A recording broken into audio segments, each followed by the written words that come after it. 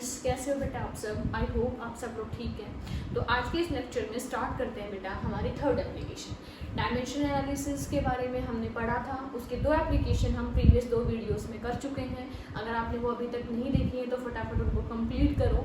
और अब हम आज डिस्कस करने जा रहे हैं थर्ड एप्लीकेशन।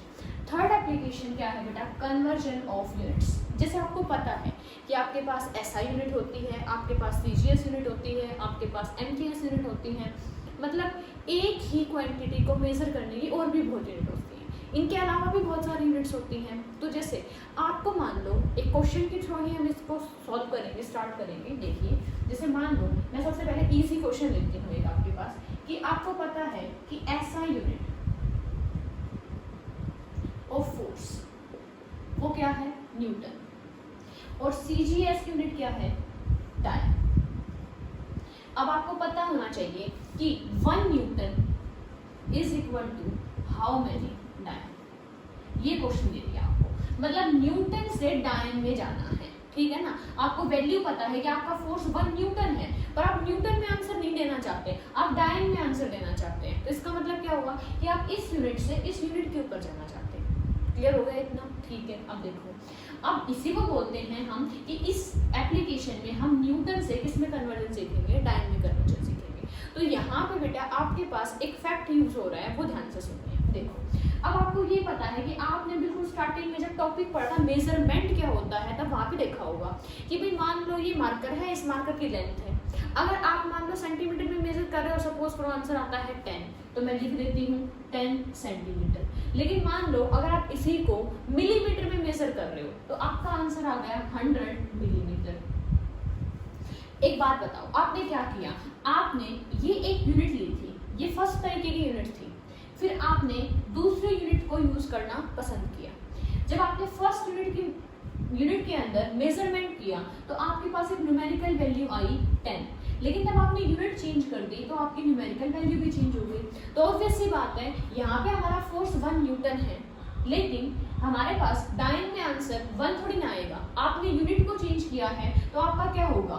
ये नंबर पे चेंज हो जाएगा। तो यहाँ पे हम इस नंबर को फाइंड आउट करेंगे। आगे देखिए, अब आपको पता है कि मार्कर की लेंथ थोड़ी ना चेंज हो रही है। आप चाहे मीटर का स्केल यूज करो, चाहे आप सेंटीमीटर वाला स्केल यूज करो, या मिलीमीटर का स्केल यूज करो, तो हम क्या कह सकते हैं? इनको इक्वल कह सकते हैं। क्लियर हुआ आपको? देखो अब आपको पता है कि एक सिस्टम में किया जाने वाला मेजरमेंट और दूसरे सिस्टम में किया जाने वाला मेजरमेंट क्या रहा है? इक्वल रहा है। तो इसका मतलब ये फॉर्मूला हम यूज करेंगे। यहाँ पे देखिए ये एक एग्जांपल था आपके लिए। तो आपको जो याद रखना है वो ये ध्यान रखना है कि मेजरमेंट करने के तरीके से या मेजरमेंट में यूज की जाने वाली टेक्निक से आपकी ओरिजिनल वैल्यू पे इफेक्ट नहीं पड़ता। यहाँ से देखो N2 क्या हो सकता है? N2 हो सकता है U को नीचे ले आओ, N1 U1 पहले से था और U नीचे आ गया। अब आप एक फैक्ट और बताना चाहूंगी मैं आपको। अब आप देखो, जैसे मान लो आपने एक्सेलरेशन पढ़ा, एक्सेलरेशन की SI यूनिट क्या होती है? SI यूनिट होती है मीटर पर सेकेंड। और मान लो अगर CGS यूनिट है तो CGS यूनिट होती है सेंटीमीटर पर सेकेंड। देखो आपने SI से CGS में गए तो आपने क्या किया? मीटर को सेंटीमीटर में कन्वर्ट कर दिया, मीटर कन्वर्ट इनटू सेंटीमीटर। और सेकंड तो हमारा सेम होता है, तो सेकंड को तो सेकंड ही रह गया। ठीक है, एक बात बताओ, जब आपने एक सिस्टम से दूसरे सिस्टम के अंदर मूव किया तो ठीक है आपका मीटर सेंटीमीटर में चला गया, पर ऐसा थोड़ी ना। देखो अच्छा सॉरी बेटा, ये तो ऐसे होगा, या तो आप वेलोसिटी लिख दो उसकी जगह, या एक्सेलरेशन को आपको स्क्वायर करना पड़ेगा। I am so sorry. देखिए यहाँ पे देखो बेटा, आपको पता चल रहा है, अगर आप डायमेंशन फॉर्मूला लिखो इसका, आप क्या लिखो इसका? Dimensional formula. तो मीटर मतलब किसकी बात हो रही है? लेंथ की, और लेंथ होता है L। S मतलब सेकंड, मतलब टाइम की बात हो रही है। अगर आप SI यूनिट की हेल्प से आपने डायमेंशनल फॉर्मूला लिखा तो ये आया। अगर आपके सामने CGS यूनिट हो तो क्या आप डायमेंशनल फॉर्मूला लिख सकते हैं? देखिए सेंटीमीटर यूनिट है, किसकी है? लेंथ की है। तो लेंथ को कौन रिप्रेजेंट करता है? लेंथ को L रिप्रेजेंट करता है। ये सेकंड है तो इसका मतलब T। तो देखो आप चाहे SI सिस्टम के अंदर लिखो तो भी LT-2 आएगा, आप CGS में लिखो तो भी LT-2 आएगा। अब आप सोच रहे हैं ऐसा कैसे? ये ऐसे देखिए, डायमेंशन फॉर्मूला आपको क्या बताता है? डायमेंशन फॉर्मूला आपको बताता है किस तरीके से आपकी वैल्यू है, मतलब उसमें जो भी सॉरी वैल्यू नहीं, किस तरीके से आपकी फंडामेंटल क्वांटिटीज के ऊपर डिपेंड हो रही है डिराइव क्वांटिटी। मतलब डिराइव क्वांटिटी है एक्सेलरेशन, लेंथ पे 1 की डिपेंडेंस है, टाइम पे -2 के अकॉर्डिंग डिपेंडेंस है। क्लियर हुई इतनी बात? तो मतलब ये डिपेंडेंस बता रही है इस क्वांटिटी की फंडामेंटल क्वांटिटीज पे, तो डिपेंडेंस चेंज नहीं होगी। तो इन शॉर्ट मैं ये कहना चाहती हूँ आपको कि यूनिट के चेंज करने से, ठीक है, on changing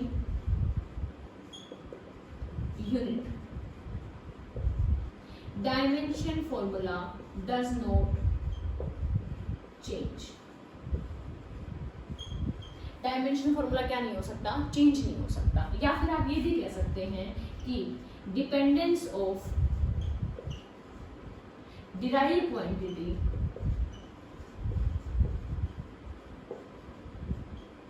on fundamental does not change. मतलब अगर कोई क्वांटिटी है, अगर उसमें लेंथ की पावर 1 थी तो यूनिट चेंज करने से भी लेंथ की पावर 1 ही रहेगी। इस फैक्ट को हम कैसे यूज करेंगे? देखिए बेटा, ये यूनिट है, ये यूनिट है, ये भी यूनिट है। यूनिट का मतलब कुछ ना कुछ मास होगा, कुछ ना कुछ लेंथ होगी और कुछ ना कुछ टाइम होगा। ठीक है, अब देखो ये फर्स्ट सिस्टम है ना, तो मैं यहाँ पे इससे लिख देती हूँ। देखो आपको M1 दिखाई दे, इसका मतलब दो सिस्टम है, एक सिस्टम 1 एक सिस्टम 2। फर्स्ट सिस्टम में मास, फर्स्ट सिस्टम में लेंथ, फर्स्ट सिस्टम में टाइम। अब मान लो कि आपकी क्वांटिटी है, उसकी मास में पावर A है, लेंथ में पावर B है और टाइम में पावर C है, डिवाइड बाय। अब देखो सेकेंड यूनिट है, तो मतलब मास सेकेंड यूनिट में, लेंथ सेकेंड यूनिट में, टाइम सेकेंड यूनिट में, हो गया। लेकिन एक बात बताओ कि डिपेंडेंस चेंज होगी कभी नहीं। अगर मास में पहले डिपेंडेंस A थी तो पहला यूनिट यूज करो, दूसरा अभी भी डिपेंडेंस तो A, B और C इन्हीं की ही रहेगी। कितना? 1 मिनट के लिए इसके ऊपर सोचो कि क्या कहना चाह रहा है, ठीक है ना, कि भाई हमारे पास ये फर्स्ट सिस्टम है, ये सेकंड सिस्टम है, डिपेंडेंस चेंज नहीं होगी। डिपेंडेंस का मतलब देखो मैंने कहा है डायमेंशन फॉर्मूला चेंज नहीं होगा, डायमेंशंस चेंज नहीं होंगी, मतलब पावर चेंज नहीं होगी। इन शॉर्ट आप ये भी कह सकते हो यूनिट के चेंज करने से जो डायमेंशंस होती हैं वो चेंज नहीं होती, या डायमेंशनल फॉर्मूला में जो पावर्स होती हैं वो चेंज नहीं होती। अगर m की पावर a थी तो m की पावर a ही रहेगी। ठीक है, देखो अब मतलब मैं इसको ऐसे लिख सकती हूँ, यहाँ से मैं यहाँ पहुँच सकती हूँ। अब इसको आगे और कैसे लिखा जा सकता है? और देखो n1, एक काम करते हैं, मास 1 डिवाइड बाई मास 2, मतलब mass in first unit, mass in second unit और पावर A। लेंथ 1 लेंथ 2 मतलब इसकी पावर B और टाइम 1 टाइम 2 पावर C। ये फॉर्मूला हम यूज करेंगे n2 को कैलकुलेट करने के लिए। ठीक है, तो पहले आप अपने नोटबुक में यहाँ तक नोट करो और फिर हम एक क्वेश्चन के साथ शुरू कर रहे हैं, और क्वेश्चन हम ये है हमारा। ठीक है, अब देखो, अब इस फॉर्मूले को आपको याद नहीं रखना, आप क्वेश्चन जैसे ही सॉल्व करने लगेंगे, आप स्टेप्स फॉलो करते जाना, उस अकॉर्डिंग क्वेश्चन हो जाएगा। तो आई थिंक ये आपने नोट कर लिया बेटा, इसको मैं हटा देती हूँ ताकि हमें प्रॉपर स्पेस मिल जाए क्वेश्चन को सॉल्व करने के लिए। अब इस क्वेश्चन का अब आप बिगिनर्स हो अभी, तो सबसे पहले आप क्या अप्रोच यूज करेंगे? आप कहेंगे कि आपको कौन सी क्वांटिटी है, आपको फोर्स की SI यूनिट से CGS में आना है। तो आप पहले फोर्स का डायमेंशन फॉर्मूला लिखो, M/L/T-2। मतलब मास पे डिपेंडेंस है 1, लेंथ पे है 1 और टाइम पे है -2। ठीक है, अच्छा अब दो सेक्शन बनाओ, ये है फर्स्ट सिस्टम और ये है सेकंड सिस्टम। देखो पहले सिस्टम कौन सा था? SI, फिर कौन सा है? CGS। अब SI में, SI के अंदर ये बताओ मास, अब देखो M1 L1 T1, मतलब मास यूज हो रहा है फर्स्ट सिस्टम में, लेंथ यूज हो रही है फर्स्ट सिस्टम में, टाइम यूज हो रही है फर्स्ट सिस्टम में। तो मास है फर्स्ट सिस्टम का, वो क्या होगा? तो वो होगा, अब SI सिस्टम है, पहला सिस्टम कौन सा है? SI, तो मास होगा kg में, सिस्टम कौन सा है हमारा? SI, आपको आसानी होगी, लेंथ होगी मीटर में और टाइम होगा सेकंड में। ऐसे ही लिखो सेकंड सिस्टम, सेकंड कौन सा है? CGS, तो मास भी चाहिए, लेंथ भी चाहिए, टाइम भी चाहिए। मास होगा ग्राम में, लेंथ होगी सेंटीमीटर में और टाइम होगा सेकंड के अंदर। इतनी बात क्लियर है? ठीक है। अब देखो, अब आप क्या कहेंगे, आप कहेंगे कि भाई 1 newton is equal to how many dyne. तो इसका मतलब एक क्वेश्चन हो गया कि ये तो हो गया N1 U1 is equal to N2 U। Done. अब आपको N2 निकालना है तो U2 डिवाइड में चला जाएगा, तो N2 is equal to N1 U1 upon U2। यहाँ पे कंपेयर करेंगे, ये मेरा N1 है, ये मेरा U1 है, ठीक है। अब देखो, अब आपको पता है आपको तो N2 कैलकुलेट करना है, अब आगे तो क्या लिखना है N1। अब देखो ध्यान से सुनो, डायमेंशन फॉर्मूला लिखे आपने यहाँ पे। यूनिट किसकी फॉर्म में होती है, यूनिट में m में जैसा कुछ होता है, लेंथ जैसा कुछ होता है और टाइम जैसा होता है। तो हमने कहा पहले सिस्टम में भी तो कोई मास होगा, दूसरे सिस्टम में भी कोई मास होगा, डिपेंडेंस कैसी आएगी, यहाँ पे देखो मास की डिपेंडेंस कैसी है 1 की, तो यहाँ पे लिख दो 1।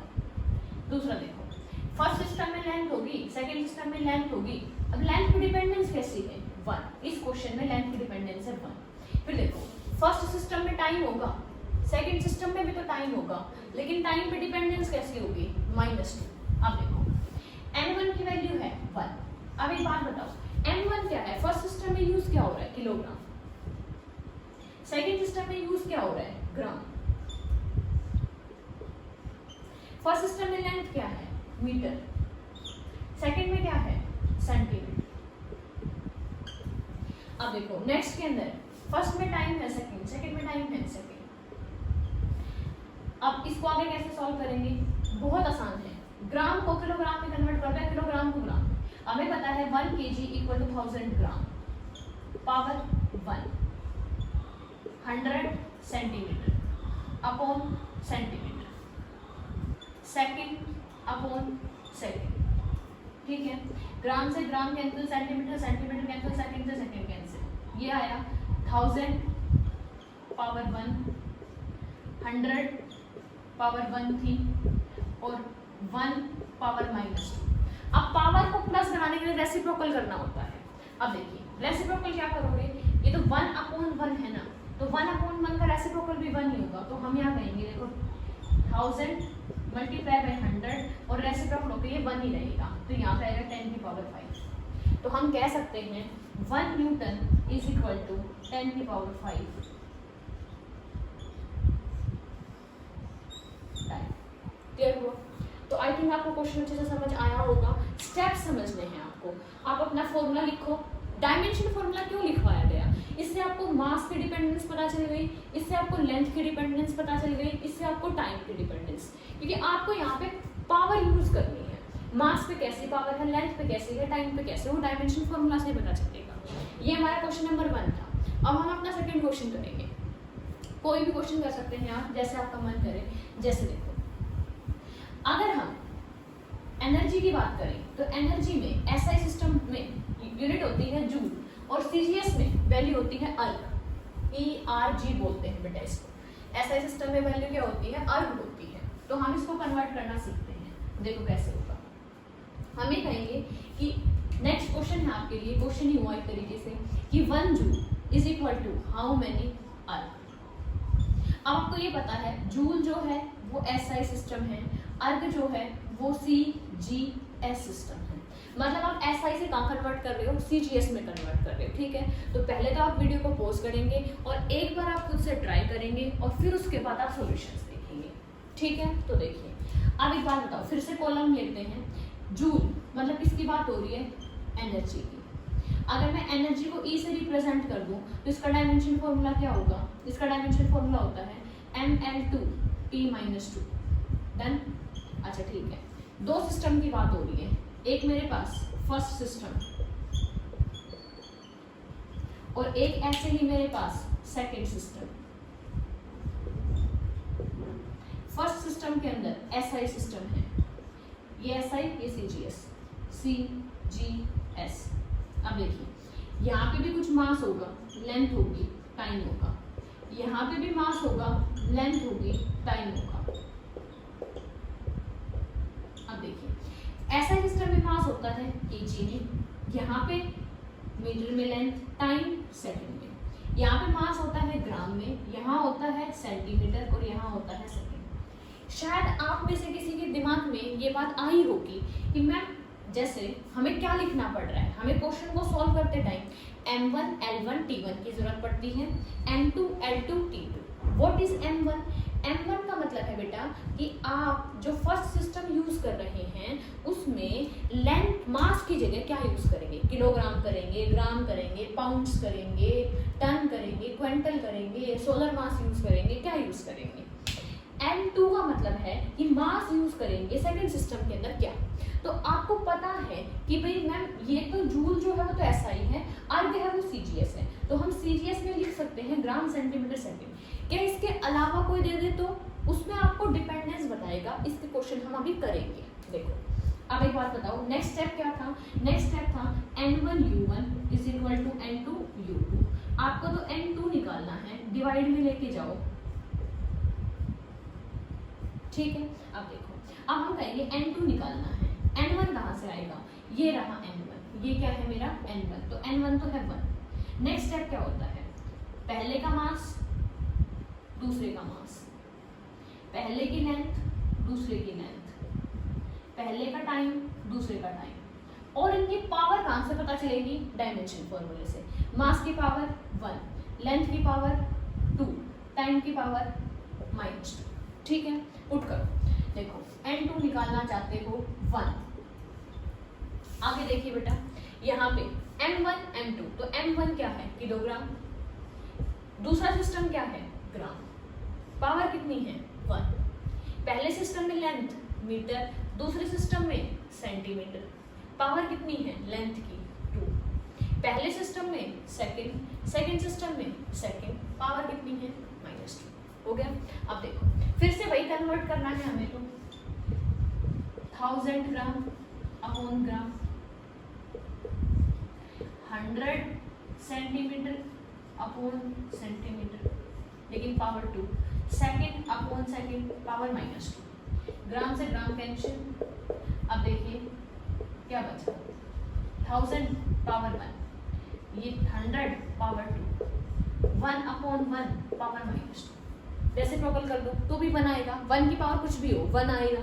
तो हम कहेंगे यहाँ से 10 की पावर 3, 3 0 3, यहाँ से देखो 10 की पावर 2, लेकिन उसका भी 2, तो मतलब 10 की पावर 3 मल्टीप्लाई 10 की पावर 4, तो 10 की पावर 7। तो इसका मतलब 1 जूल इज इक्वल टू 10 की पावर 7 अर्ग।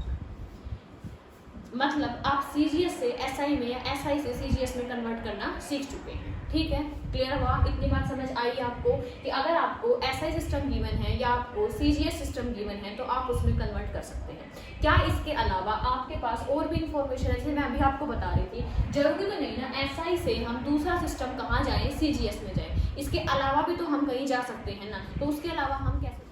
अब बेटा हम एक नेक्स्ट क्वेश्चन करेंगे जो आपके मॉड्यूल से होगा, जिसमें आपको क्लियरली ये नहीं पता होगा कि आपको एसआई से सीजीएस में जाना है या एसआई से कहाँ जाना है। तो देखिए वो किस टाइप के क्वेश्चंस होते हैं। पहले मैं आपके लिए क्वेश्चन बोर्ड पे लिख देती हूँ ताकि आपको पता चल जाए और आपको बाकी क्वेश्चंस उसमें से प्रैक्टिस करने हैं। देखिए एक क्वेश्चन है आपके लिए कि if units of force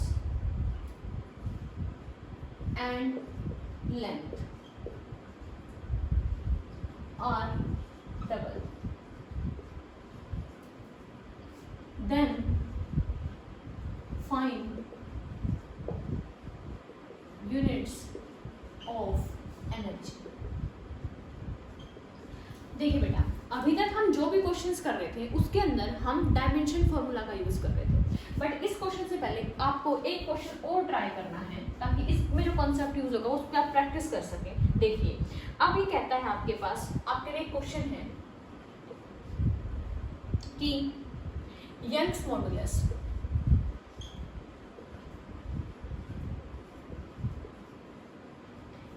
modulus of steel is 1.9 into 10 की power 11 newton per metre square. अब ये कहता है कि एक्सप्रेस इन CGS सिस्टम। पहले ये क्वेश्चन करना है, फिर हम ये क्वेश्चन करेंगे। ये कहता है यंग्स मॉडुलस की वैल्यू है। यंग्स मॉडुलस के बारे में हम अपने आगे आने वाले चैप्टर्स के अंदर पढ़ेंगे, ठीक है। तो देखिए यंग्स मॉडुलस को y से रिप्रेजेंट कर देते हैं, तो हमारे पास y की वैल्यू गिवन है 1.9 × 10⁻11 न्यूटन पर मीटर स्क्वायर। अब आप समझ गए होंगे न्यूटन और मीटर मतलब ऐसा यूनिट की बात हो रही है। अब आपको किसमें का एक्सप्रेस करना है, सीजीएस में, मतलब फिर से क्वेश्चन है एसआई से लेके सीजीएस का। तो मैम ये क्वेश्चन तो आप प्रैक्टिस करवा चुके हो एसआई से सीजीएस, फिर क्यों करवाना हमें ये क्वेश्चन। अब देखिए अगर इस क्वेश्चन को करने के दो तरीके हैं बेटा, क्या है वो तरीका वो देखो। या तो पहले आप इस यूनिट की हेल्प से क्या बनाओ, डायमेंशनल फॉर्मूला बनाओ, और अब तक जो हम तरीका कर रहे थे वो सॉल्व करेंगे। जैसे मतलब मेथड नंबर 1 है ये हमारा, हम कहेंगे अगर मैं यंग्स मॉडुलस का डायमेंशन फॉर्मूला लिखना चाहूँ तो न्यूटन का लिखो और इसका लिखो। तो न्यूटन का होता है mLt-2 और लेंथ का होता है L2।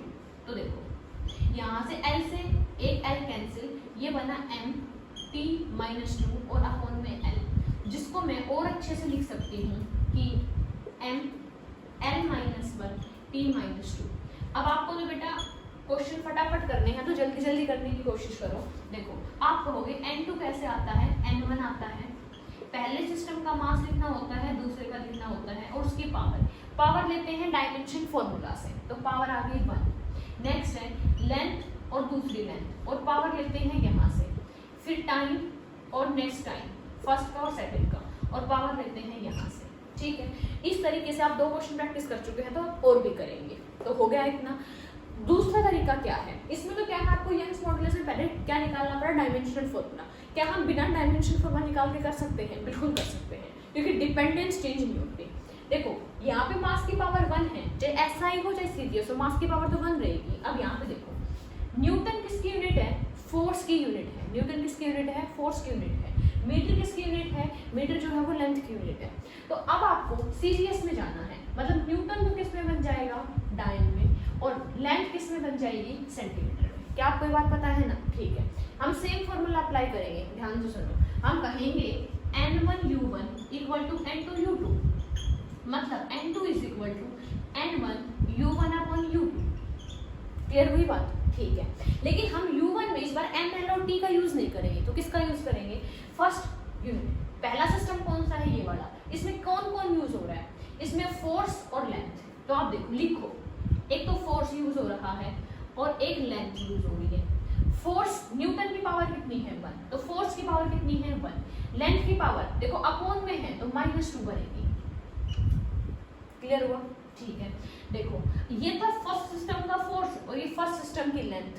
डिवाइड कर सकते हो किससे, सेकंड सिस्टम का फोर्स और सेकंड सिस्टम की लेंथ। मैंने सिर्फ क्या चेंज किया है, मैंने सिर्फ ये चीज चेंज की है कि आप जरूरी नहीं है सिर्फ ml और t यूज करो, आप फोर्स को भी डायरेक्टली यूज कर सकते हो। आप फोर्स को ml और t मत लिखो, आप सीधा फोर्स यूज करो। क्यों, क्योंकि आपको ये बात पता है कि सीजीएस में न्यूटन डायन में कैसे कन्वर्ट होता है। देखो फटाफट कैसे होता है। यहाँ पे है बेटा n1 की वैल्यू आप यहाँ से निकाल सकते हैं, लिख सकते हैं 1.9 × 10⁻11। देखिए फोर्स, फर्स्ट यूनिट में फोर्स कौन है, अगर मैं आपको फिर से वही बॉक्स की तरह बना के दिखाऊं तो एक हमारा फर्स्ट सिस्टम था, एक हमारा सेकंड सिस्टम था। अगर मैं फर्स्ट सिस्टम की बात करूं तो इसमें फोर्स के लिए F1 के लिए आया है न्यूटन, और यहाँ पे फोर्स के लिए क्या आया है, डायन। यहाँ पे लेंथ के लिए आया है मीटर, और यहाँ पे लेंथ के लिए क्या आया है, सेंटीमीटर। देखिए मैंने क्या चेंज किया, मैंने ये चेंज किया बेटा कि इसको mLt में ना लिख के जो इसमें लिखा हुआ है उसी फॉर्मूले का यूज कर लिया। देखो mLt में पहले आपको डायमेंशन फॉर्मूला निकालना पड़ेगा, फिर mLt लिखने पड़ेंगे, और यहाँ पे आपका 2 स्टेप में हो जाएगा। अब देखो, अब पहला फोर्स तो क्या था, न्यूटन। दूसरा फोर्स क्या है, दूसरे सिस्टम में डायन। देखो फोर्स की डिपेंडेंस यहाँ से दिख रही है 1 की है। लेंथ में देखो पहले कौन है, मीटर, अपॉन में कौन है, सेंटीमीटर, लेकिन डिपेंडेंस कैसे है, -2। इसके आगे देखो यहाँ पे n1 को एज इट इज रखो, मैं रिपीट नहीं कर रही। हमें पता है 1 न्यूटन = 10⁵ डायन, अभी हमने सॉल्व किया था। तो यहाँ पे 10⁵ डायन और नीचे डायन। 1 मीटर = 100 सेंटीमीटर अपॉन सेंटीमीटर और पावर -2। देखिए बेटा ये इससे कैंसिल हो जाएगा, ये इससे कैंसिल हो जाएगा, आगे देखो n1 की वैल्यू तो आप देख सकते हो वहाँ से 10 की पावर 5, इसकी वैल्यू है 1 और यहाँ पे 100, लेकिन यहाँ पे है पावर -2, रेसिप्रोकल करेंगे तो 10 की पावर 5 और ये आएगा 1/100, ये 100/1 है ना, तो ये इस तरीके से हो जाएगा। तो आप इसको सॉल्व कर सकते हैं, तो आप सॉल्व करके देखेंगे इसका आंसर आएगा 10। ठीक है, तो ये तरीका आपको समझ आया। आप दोनों तरीके से कर सकते हैं, MLT का यूज़ करके या फिर आप सिर्फ फोर्स और लेंथ को यूज़ करके कर सकते हैं। तो सिमिलर तरीके से हम अपने इस क्वेश्चन को भी सॉल्व करेंगे। देखिए इस क्वेश्चन में अब आपको ये पता होना चाहिए कि भाई ये फोर्स और लेंथ और इसका एनर्जी से क्या रिलेशन है, फोर्स और लेंथ और इसका हमारी एनर्जी से क्या रिलेशन है। तो हम ये कहेंगे बेटा कि जो एनर्जी होती है ना वो एक तरीके से वर्क की डायमेंशंस लेती है और वर्क होता है, ये डायमेंशनली कह सकते हो, फोर्स मल्टीप्लाई बाय लेंथ। भाई क्यों? क्योंकि फोर्स इनटू डिस्प्लेसमेंट होता है ना बेटा, क्या होता है, फोर्स इनटू डिस्प्लेसमेंट, तो इसका मतलब फोर्स इनटू लेंथ हो जाएगा। अब देखो अब हम कैसे करेंगे, फिर से भाई ये हमारा फर्स्ट सिस्टम, ये हमारा सेकंड सिस्टम, फर्स्ट सिस्टम और सेकंड सिस्टम। फर्स्ट सिस्टम में SI की बात हो रही है, किसकी बात हो रही है, SI की। तो SI में आपको पता है क्या क्या यूज करना है, फोर्स और लेंथ। इस बार दो ही बातें यूज करनी है, फोर्स और लेंथ। तो हम कहेंगे फोर्स फर्स्ट सिस्टम में और फोर्स सेकंड सिस्टम में, लेंथ फर्स्ट सिस्टम में, लेंथ सेकंड सिस्टम में। देखिए पहले है न्यूटन और है मीटर, डबल हो गई, कितनी हो गई, डबल, तो ये हो गया 2 न्यूटन और ये हो गई 2 मीटर। क्लियर होगा इतना? अब देखो अब हम क्या करेंगे कि एनर्जी के लिए हम सॉल्व करेंगे, तो N2 होता है N1 U1/U2 N1। यूनिट कौन कौन सी है बेटा, एक तो फोर्स है और एक लेंथ है, तो हम कहेंगे फोर्स फर्स्ट में, फोर्स सेकंड में। डिपेंडेंस यहाँ से पता चलेगी, फॉर्मूला होता है फोर्स मल्टीप्लाई डिस्प्लेसमेंट, फोर्स की पावर 1 डिस्प्लेसमेंट की पावर 1। यहाँ पे लेंथ 1 लेंथ 2 इसकी पावर 1, यहाँ से पता चलेगा आपको। अब देखो अब हम कहेंगे कि N2 is equal to N1, joules की बात होगी, 1 जूल की ही हम कन्वर्ट करेंगे। अब देखिए कि फोर्स फर्स्ट में कौन है, न्यूटन, सेकंड में कौन है, 2 न्यूटन, पावर 1। फर्स्ट में कौन है, मीटर, सेकंड में कौन है, 2 मीटर, पावर 1। तो हम कहेंगे N1 1/2 और 1/2। तो नई के अंदर 1/4 और 1 जूल को कन्वर्ट कर रहे हैं, तो यहाँ N1 की वैल्यू आएगी 1। तो मतलब जो नई यूनिट आएगी 1/4 टाइम्स ऑफ जूल हो जाएगी। क्लियर हुआ इतना? ठीक है, कर लोगे इसको। यहाँ से आपको N बेसिकली आप जो 1/4 है ना, ये N2 की वैल्यू मिलेगी, न्यू यूनिट इस हिसाब से निकालनी है आपको। क्लियर हुआ? ठीक है, तो ये एक अलग टाइप का क्वेश्चन था जिसमें आपने डायरेक्टली MLT का यूज नहीं किया। अब अपने चैप्टर में इस टॉपिक को खत्म कर लेते हैं बेटा और डिस्कस करते हैं लास्ट चीज, क्या, लिमिटेशन ऑफ डायमेंशन एनालिसिस। अभी तक हम एप्लीकेशन पढ़ रहे थे, अब हमें इसकी लिमिटेशंस भी पढ़नी है। Limitations of dimensional analysis. क्या क्या लिमिटेशन है बेटा? आपके सामने अगर बहुत सारे डायमेंशन फॉर्मूले हो तो क्या आप डायमेंशन को देख के कभी बना सकते हो स्केलर कौन है, वेक्टर? कभी भी नहीं बता पाएंगे, सोचना जरा। ये हमारी लिमिटेशन है। तो हम कह सकते हैं कि by dimensional formula we can not tell the nature of physical quantity.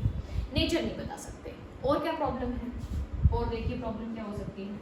इसके अलावा देखो हमारे पास और क्या चीजें थी, 3 एप्लीकेशन पढ़ी है ना। अगर आप एप्लीकेशंस को अच्छे से जानते हो तो एप्लीकेशन की मदद से आप क्या भी देख सकते हो, इजीली लिमिटेशंस भी देख सकते हो। जैसे अब आपने एक लिमिटेशन पढ़ी, क्या पढ़ी होगी, देखो आपने फॉर्मूला निकाला था ये वाला, याद है आपको? इसमें k की वैल्यू निकाल पाए थे? नहीं, हमने कहा था एक्सपेरिमेंट से निकालेंगे। एक्चुअली जितने भी डायमेंशन फॉर्मूले की हेल्प से हम रिलेशन निकालते हैं उसमें कॉन्स्टेंट्स होते हैं, उनकी वैल्यू नहीं बता सकते। मतलब we can not find the value of constant. Clear हुई बात? इसके अलावा और क्या दिक्कत हो सकती है बेटा? हम रिलेशंस निकालते हैं फिजिकल क्वांटिटीज के बीच में, जिसे इसी एप्लीकेशन की बात कर रही है। आप कितने भी रिलेशन निकाल लो, पर बहुत से ऐसे फॉर्मूले आएंगे फिजिक्स में जिसमें sine theta cos theta use होता है। जैसे अगर मैं पर्टिकुलरली बात करूं, जैसे वर्क है हमारे पास, तो वर्क है एफ एस कोस थीटा। आप एफ एस तक तो पहुंच सकते हो, पर आप कभी भी नहीं बता सकते यहाँ पे कोस थीटा आता है, साइन थीटा आता है, नहीं आता। क्यों? क्योंकि ये सारे डायमेंशन लेस होते हैं। मतलब आप डायमेंशन लेस जो चीजें हैं उनके बारे में इंफॉर्मेशन नहीं दे सकते। तो मतलब we can not establish relation among those physical quantity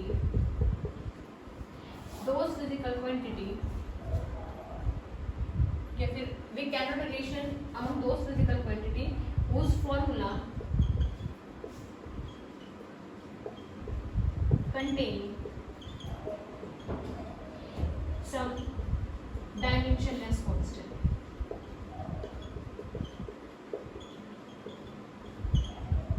मतलब जिसके फॉर्मूले में डायमेंशनलेस कांस्टेंट आते हैं, मतलब ट्रिग्नोमेट्री रेशियो आते हैं, लोग आते हैं, एक्सपोनेंट्स आते हैं, उनको नहीं निकाल सकते। ठीक है, आगे देखो, आपने डायमेंशन फॉर्मूले में आपको यहाँ तरीका क्या सिखाया गया है? भाई टाइम है, लेंथ पे डिपेंड करता है, एल की पावर ए कर दो, जी पे डिपेंड करता है, जी की पावर बी कर दो, फिर उनकी मल्टीप्लाई कितनी ऐड किया था। जितने भी क्वेश्चन किए होंगे आपने सर्वे में किया होगा, फर्स्ट क्वांटिटी की power A multiply by second quantity की power B multiply third quantity की पावर सी। इसका मतलब अगर हमारे पास एडिशन या सब्ट्रैक्शन है उसको नहीं निकाल सकते, सिर्फ मल्टीप्लाई वाले निकाल सकते हैं। एडिशन सब्ट्रैक्शन मतलब ऐसे ऐसे नहीं निकाल सकते।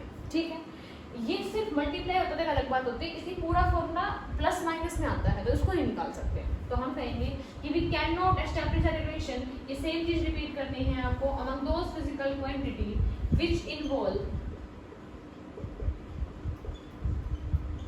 एडिशन और सब्ट्रैक्शन ऑफ फिजिकल क्वांटिटी। ठीक है, इसके अलावा आपको याद है फर्स्ट की पावर ए, सेकंड की पावर बी, थर्ड की पावर सी, इस साइड जो फॉर्मूला होता था एम एल टी, अगर कोई नहीं है तो पावर जीरो ले लेते थे।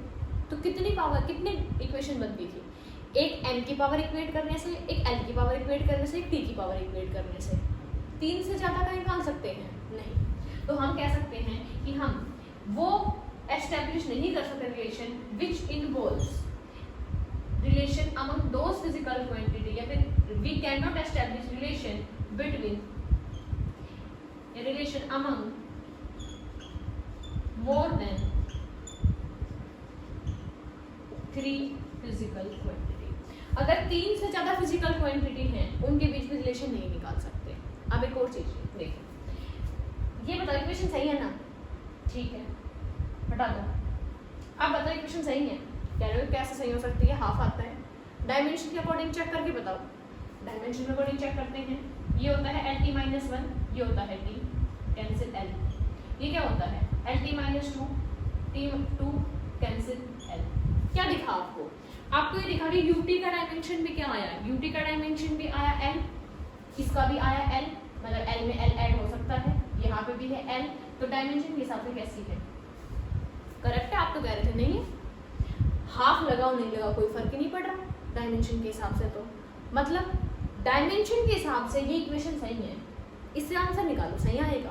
नहीं आएगा। तो इसलिए एक बात ध्यान रखना कि हम कहेंगे कि ए डायमेंशनली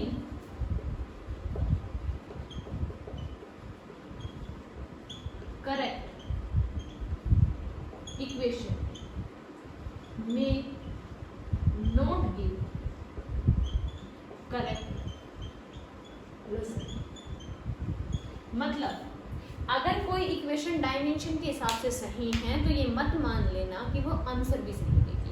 हो सकता है यहाँ की तरह उसका कोई कांस्टेंट मिस हो, तो ज़रूरी नहीं है कि डायमेंशन के हिसाब से सही इक्वेशन आंसर भी सही दे, मतलब न्यूमेरिकली सही हो, कोई ज़रूरी नहीं।